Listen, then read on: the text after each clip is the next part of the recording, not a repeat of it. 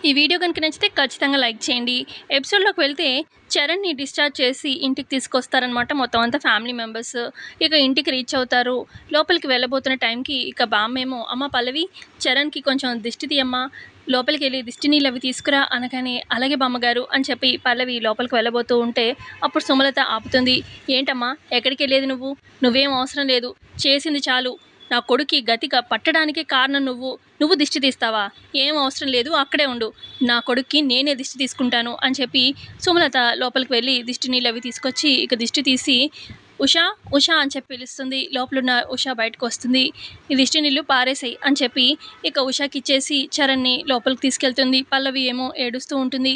ఆ తర్వాతకి ఇంట్లో మొత్తం అందరూ మెంబర్స్ లోపలికి వస్తారు.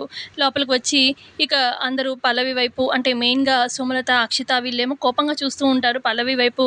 ఆ తర్వాత ఇక చరణ్ ఆ పరిస్థితిలో ఉండడానికి కారణం పల్లవి అని చెప్పి ఇక కోపంగా చూస్తూ ఉంటే, ఇక సుమలత ఏమో చరణ్ కండిషన్ చూసి చరణ్ కాళ్ళు పట్టుకొని ఇక అలా కాళ్ళని చూసి ఏడుస్తూ ఉంటుందన్నమాట సుమలత. "ఏంట్రా నాన్న, నేను బ్రతికుండగానే నిన్ను ఈ పరిస్థితిలో చూస్తానని అనుకోలేదు. అసలు ఏంటి నీ ఈ గతి పట్టింది? వద్దు వద్దు అంటూనే ఉన్నాను. పల్లవి చెప్పింది, ఎంకరేజ్ చేసింది అని చెప్పి ఆ గేమ్ కోసం అని చెప్పి వెళ్ళావు. చూడు ఎలాంటి పరిస్థితి తెచ్చుకున్నావు" అని చెప్పి సుమలత ఏడుస్తూ ఉంటే ఇక అక్షిత అంటుంది, "ఆంటీ, మీకు ఈరోజు ఈ డే రావడానికి, ఈ బాధ కలగడానికి ఇదంతా పల్లవియే ఆంటీ కారణం. పల్లవి వల్లే ఇదంతా వచ్చింది. అసలు ఇది మామూలుది కాదు. దానికి పేరు రావడం కోసం ఏమైనా చేస్తుంది.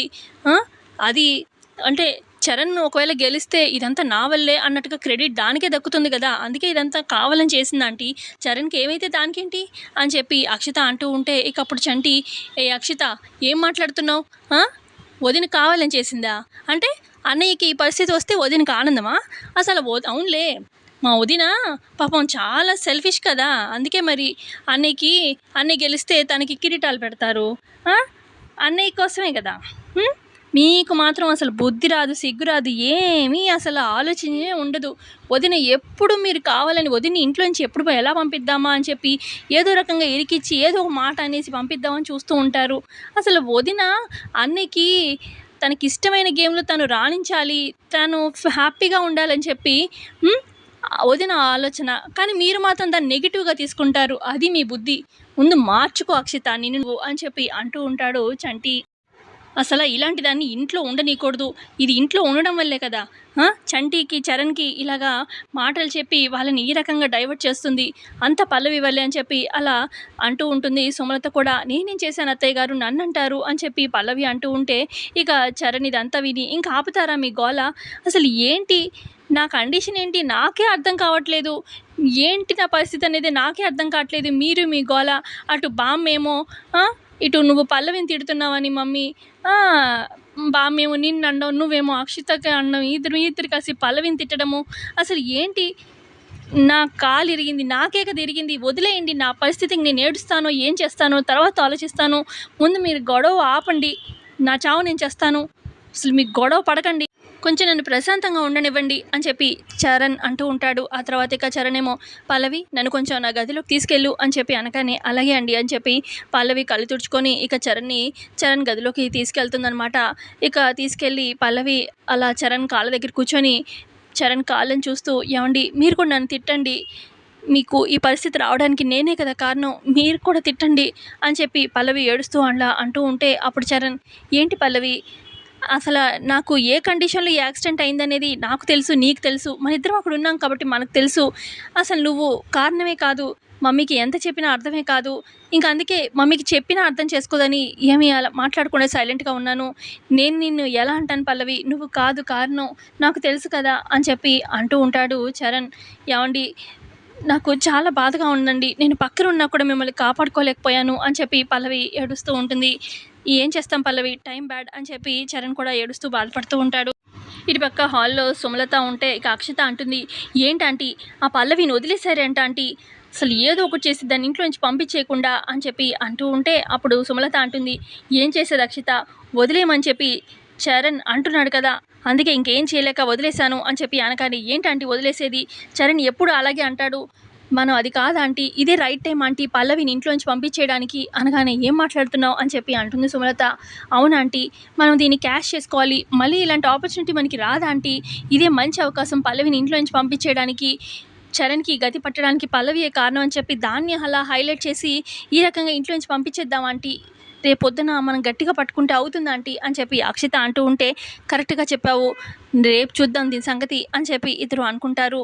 ఆ తర్వాత ఇటు చరణ్‌కి నైట్ అంతా సేవలు చేస్తూ, అన్నం తినిపిస్తూ, ఇక మంచినీళ్ళు తాగిపిస్తూ అలా సేవలు చేస్తూ ఉంటుంది చరణ్‌కి. ఇక చరణ్ నిద్రపోతూ ఉంటాడు. పల్లవి అక్కడే పక్కనే కూర్చొని నిద్రపోతుందనమాట. తను కూడా అలాగే. ఇక చరణ్‌కి నిద్రలో చలి జ్వరంలాగా వణుకొచ్చేస్తుందనమాట. అయ్యో! ఏవండి ఏమైందండి? ఏవండి? అని చెప్పి ఇక పల్లవి చరణ్‌ని గట్టిగా పట్టుకొని హగ్ చేసుకొని పక్కనే పడుకుంటుంది. అలా కొంచెం తనకి వణుకు అది తగ్గుతుంది. ఇక అలా ఆ రకంగా సేవలు చేస్తూ ఉంటుంది వాళ్ళ హస్బెండ్‌కి. ఇక నెక్స్ట్ డే ఉదయాన్నే పల్లవి పొద్దున్నే లేచి ఇక దేవుడికి పూజ చేసి హారతి అది ఇస్తూ ఉంటుందన్నమాట. ఇక పూజ గదిలోంచి బయటకు వస్తుంది. ఇక హాల్‌లో అందరూ అక్కడే ఉంటారు. ఇక "రామ్మా పల్లవి రా, పూజ అది అంతా అయిపోయిందా?" ఆ! అని చెప్పి సుమలత అడుగుతూ ఉంటే, "ఆ! పూజ అయిపోయింది అత్తయ్య గారు" అని పల్లవి అంటుంది. ఇక అప్పుడు అక్షిత, "ఏం కోరుకున్నావమ్మా దేవుడిని? చరణ్‌కి త్వరగా తగ్గిపోవాలని కోరుకున్నావు అంతేగా?" అనగానే, "అవును, చరణ్‌కి త్వరగా తగ్గాలి అని కోలుకొని మామూలు వ్యక్తి అవ్వాలని కోరుకున్నాను" అని చెప్పి అంటుంది పల్లవి. "ఎలా అమ్మా? ఎలా అవుతుంది? హ్మ్. ఎలా? ఒక సంవత్సరంలో, ఒక 2 సంవత్సరాల్లో మామూలు వ్యక్తి అవుతాడా? నార్మల్ అయిపోతాడా చరణ్?" అని చెప్పి అనగానే, "ఏం మాట్లాడుతున్నావే? వాడికి దెబ్బ తగిలింది. కారణం పల్లవి అని చెప్పి మీరు అంటున్నారు. దాన్ని సాధిస్తున్నారు. ఎప్పుడవుతుంది? ఏంటి? వాడు ఎప్పుడు లేచి నడుస్తాడు?" అని చెప్పి అలా అడిగితే ఎవరు మాత్రం ఏం చెప్తారు? వాడు త్వరగా కోలుకోవాలని అందరూ కోరుకుంటున్నాము. అది ఎలా పల్లవి అలా చెప్తుంది అని చెప్పి బామ్మ అంటూ ఉంటుంది. ఇక ఇటు సుమలత అంటుంది, "అత్తయ్య గారు, మీకు ఒక దండం అత్తయ్య గారు. మాట్లాడితే పల్లవిని ఏమైనా అంటే ఫస్ట్ నుంచి దాన్ని వెనకాలేసుకొని వస్తారు. ఏమి అనకుండా అసలు నా కొడుకు ఈ పరిస్థితి రావడానికే ఈ పల్లవి కారణం.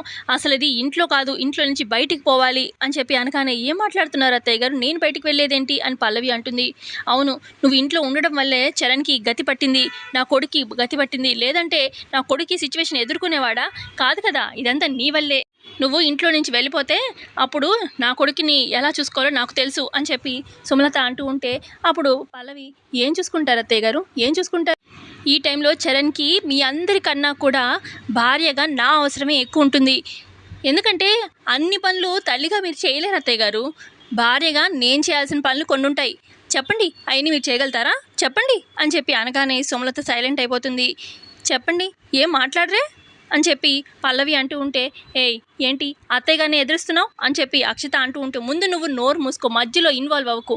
ఎవరి నుంచి ఎవరిని విడదీయాలనుకుంటున్నారు? చరణ్ నా భర్త, నాతి చరామి అని చెప్పి నా మెడలో 3 ముళ్ళు వేశారు. కష్టంలో సుఖంలో నాకు తోడుగా ఉంటారని ఆయన బయటికి చెప్పారు. నేను నా మనసులో చెప్పుకున్నాను. నా భర్తని వదిలిపెట్టి నేను ఎక్కడికి వెళ్ళేదే లేదు" అని చెప్పి అంటూ ఉంటే పల్లవి, అప్పుడు సుమలత, "నువ్వు వెళ్ళకపోతే నా కొడుకుని తీసుకొని నేనే ఇంట్లో నుంచి వెళ్ళిపోతాను" అని చెప్పి అంటుంది సుమలత. "సరే అత్తయ్య గారు, వెళ్ళండి. మీరు ఒక్కళ్ళే వెళ్తే వెళ్ళండి. మీ అబ్బాయి ఎక్కడికి రారు. మీ అబ్బాయితో పాటు నేను ఇక్కడే ఉండి ఆయనకి సేవలు చేసుకుంటాను" అని చెప్పి అంటూ ఉంటే, అప్పుడు సుమలత, "చూడు, నీ అవసరమేం లేదు. నువ్వు ఇంట్లో నుంచి వెళ్ళిపోతే నేను చేయలేనేమో. ఓకే, నేను చేయలేను అది ఇది అని చెప్పి అంటున్నావు కదా. అంతకైతే డబ్బులిచ్చి, ఎంత డబ్బులైనా ఇచ్చి కేర్ టేకర్‌ని పెట్టుకుంటాను. నీ అవసరం నా కొడుకేం లేదు" అని చెప్పి సుమలత అంటూ ఉంటే, అప్పుడు బామ్మ అంటుంది, "ఏంటే సుమలత, కేర్ టేకర్‌ని పెడతానంటున్నావు? వాళ్ళు డబ్బుల కోసం చేస్తారు. మనిషి కోసం చేస్తారా? అవసరాలన్నీ తీరుస్తాడా? లేదు కదా. చరణ్‌కి తన భార్యే కరెక్ట్ పక్కనుంటే" అని చెప్పి బామ్మ అంటుంది.